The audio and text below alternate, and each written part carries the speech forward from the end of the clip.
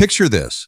A 42-year-old grandfather stands in a Texas courtroom begging for one last shot at freedom. He's got certificates, family support, and a promise to change. But his rap sheet tells a darker story of car chases, crime, and broken chances. Will the judge show mercy or slam the gavel on his hopes? Buckle up for a courtroom showdown that'll leave you speechless. All right, this is a PSI, correct? Yes, Your Honor. All right, court is calling 2023 CR 5231, State of Texas versus Gilbert Puit. Could I have parties announced for the record for the state? Hank Wilkins for the state, Your Honor. Defense? Laura Meadows for defendant. Are you Gilbert Puit? Yes, ma'am. You entered a plea on December 4th of no contest. According to the plea bargaining agreement, the punishment is to be assessed at a cap of 10 years, and the prison in the state is opposing your application. Have both parties had a chance to review the PSI report? Yeah, I have. Yes, Your Honor. Any objections to the PSI report? No, Your Honor. No objection. All right. State, do you have any witnesses? No, Your Honor. Defense, any witnesses? Yes. All right, who would you call? Gilbert Puit. All right, Mr. Pruitt, if you can raise your right hand for me, please. Do you solemnly swear or affirm the testimony you give will be the truth, and nothing but the truth, so help you God? All right, you can lower your hand, state your name for the record. Gilbert Puit. All right, defense? Okay.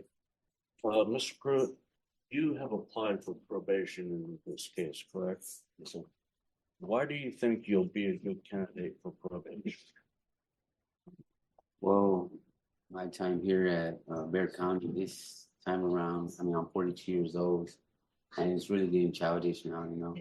I have to grow up and be responsible, and, you know, I'm a granddad now, so I gotta lead by example. I should have done this a long time ago, but, you know, I gotta start somewhere, you know, and since I've been incarcerated, this year here has showed me a lot that I know I can do it, but with help. You know, I've always tried to do it on myself, and obviously it don't turn out right, you know. Have you, talking about the help, what help do you need, do you believe? Well, I believe really any kind of help that help me out, you know. Have you ever had substance abuse treatment in a facility? Okay. Have you had any mental health? I was when I was on parole at the Center for Healthcare Services, but that was it. That once I finished parole, I came over back, and I didn't exceed help after that. I tried to do it on my own. So do you think treatment, both substance abuse and mental health treatment, would help you? Oh, I believe it would. Would you be an active participant in those treatment programs? I sure would. Yes, sir. Now, you have given me quite a few certificates that you've earned at the jail. Can you tell the judge which courses you completed and what you learned in those courses? Yes, sir. My first certificate would be traumatic stress and resilience 1 and 2. That course there, I graduated that course. It's to all the traumatic events that I've had or people have had, but it's really to like ourselves, you know, because we all have different traumatic experiences. And I've learned that, you know, it don't hurt to ask for help when you're in a situation. My second certificate that I achieved is, I believe, would be maintenance program.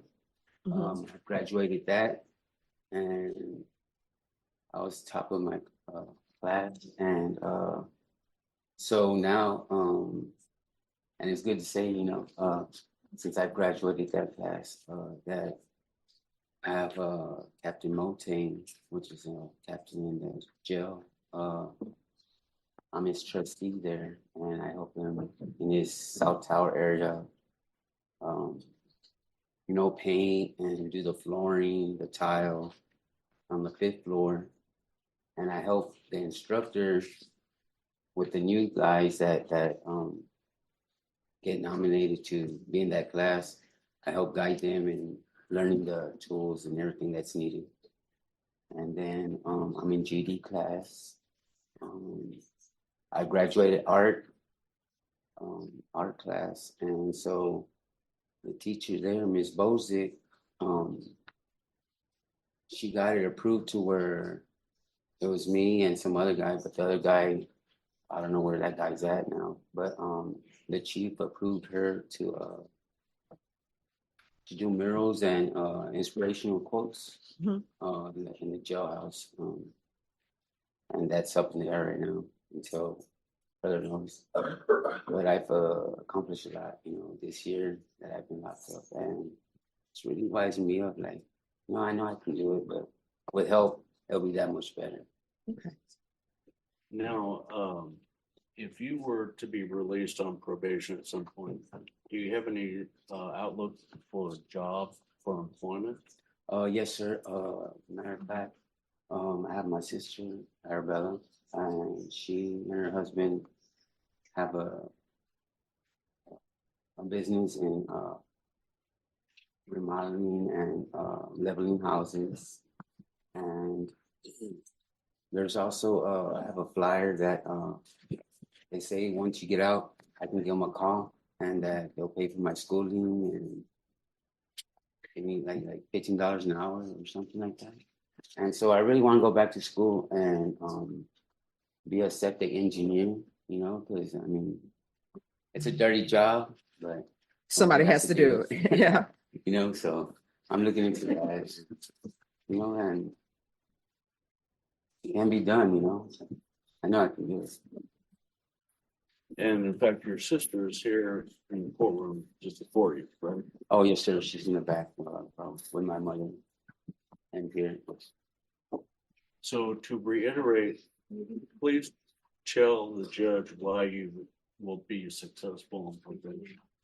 Well, because I have obviously my family that loves me, and they're tired of this evolving door, and it's heartbreaking, like me as the elder, and I'm the only son, that I've been going through all this turmoil, but I'm glad that I realize it now and catch it, and then with their support, to help me do that much better.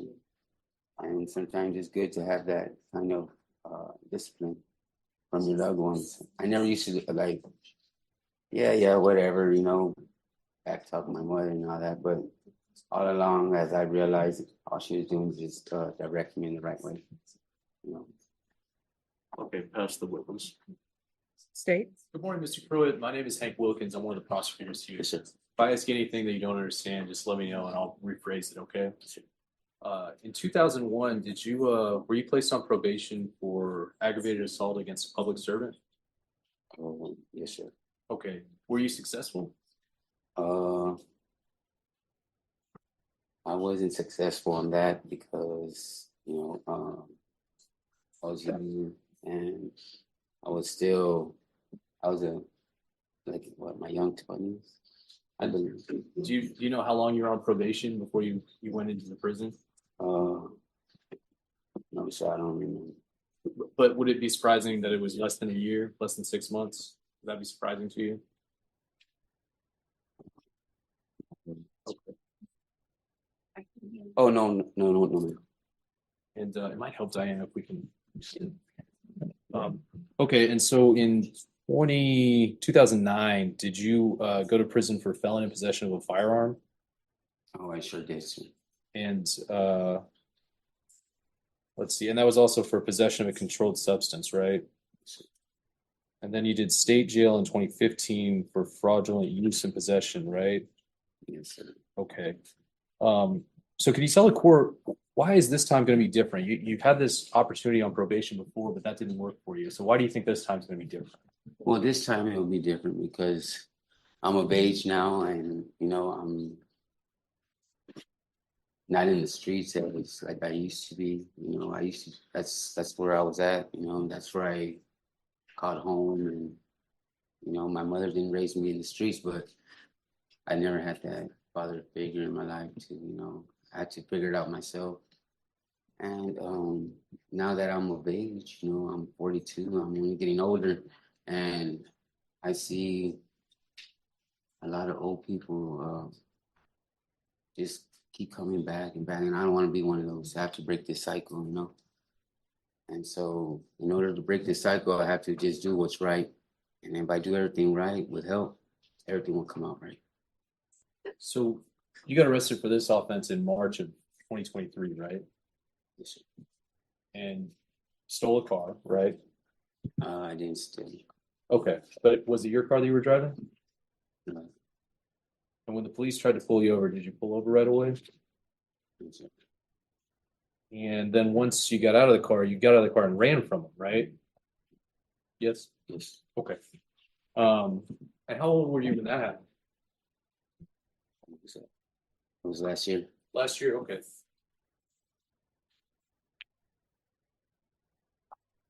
So did you go over this TAP evaluation with your attorney?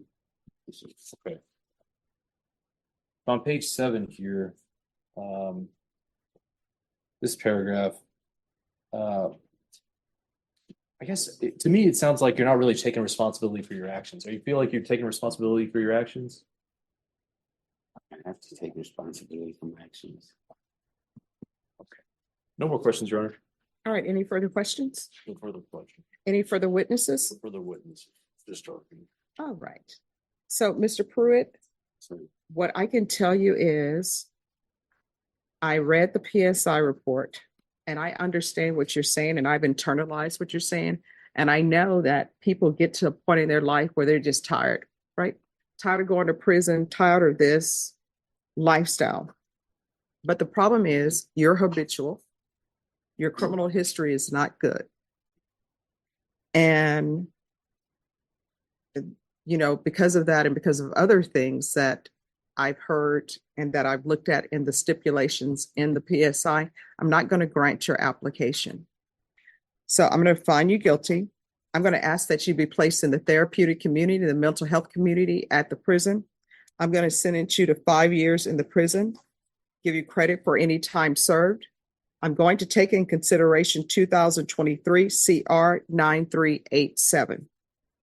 All right, I'm going to show you what's entitled Trial Court Certification of Defendant's Rights to Appeal. Did you review that with your attorney? Did you understand it? And did you sign it?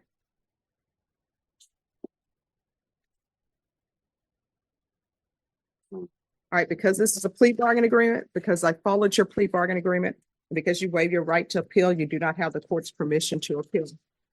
Because this is a felony conviction, you're not allowed to own or possess any weapons or ammunition.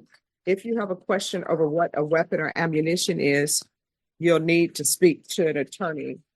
Do you understand? All right, so we can go off the record. Here's the thing. I understand that there are issues in everybody's life. Nobody has a perfect life. Everybody has some trauma in their life. But when you go forth in the world, you got to go forth and try to do the best that you can in life and try not to inflict trauma on other people. And sometimes that trauma is stealing somebody's property, right? When you take somebody's car, that's trauma on them, because guess what? They paid for that car. They probably struggled to pay the note, struggled to pay the insurance. And 9 times out of 10, when you finish paying off a vehicle, that's when you start having problems with it. But they work hard for that. That day when you were driving, the Eagle helicopters coming out and you're racing, trying to avoid the police, guess what? Everybody that you passed probably had to clutch their heart because, oh my gosh, I almost got hit, right? That's trauma for them.